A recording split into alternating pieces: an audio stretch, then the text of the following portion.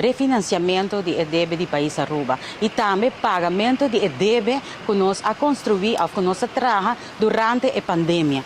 Maneira que o governo a anunciar recentemente, dia 3, me explico um rato, dia 2 e 3 de januário venidero, também tem reunião que toma lugar na St. Martin, caminha o primeiro-ministro de St. Martin, Corsou e Aruba, conjuntamente com os staatssecretários Van Huffelen, lo sinta viaje mais na mesa.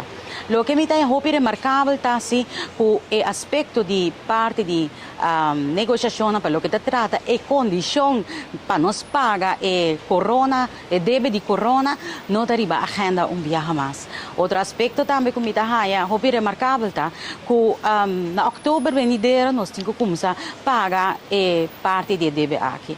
Tá bom para o povo realizar que de ora corona abini, nós cria débito de 916 milhões de florins. 916 milhões de florins.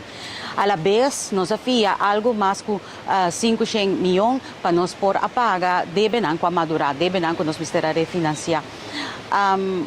Nós temos 2 anos e meio, governo com governo, e dado momento a nós como parlamento também está dentro de loop, uma vez nós precisamos trata com o RAF, que nós temos papel de conta vai pagar essa aqui e mais que o governo de Holanda que era make sure com nanta vai trata e parte de supervisão com nanta vai controlar que o governo entre outro governo de Aruba está cumprir cabalmente com as condições estipuladas.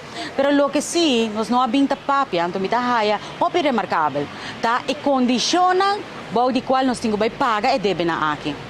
Maneira mabisa está quase 1.500 milhões de florins. E nós não estamos papiando de dentro de quanto tempo nós deve aqui pagar, que interesse nós temos que vai pagar, mas mais que o turcos. Como está é hobby remarcável. A Holanda, em nenhum momento, quer ainda papel. 3 palavras, Miami. Kwijtschelding, sei que parcialmente vai dar nos parte de rebaixo de deve aqui.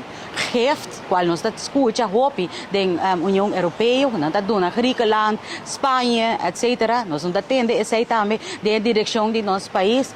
E de 3, me quer que outubro nós temos que pagar. Banda que nós temos paquete, nós arriba de, nós pedimos longa termine planning. Plan para o futuro a base de término largo. Como nós vamos planear nosso futuro se nós não temos claridade? Claridade, arriba débito gigantesco que nosso país tem arriba nossa cabeça e que nós quer pagar. Nós quer pagar, mas que claro, nós quer pagar de uma maneira razonável, tendo em conta que a situação financeira verdadeira de nosso país e sem mina é autoridade de entre outro parlamento.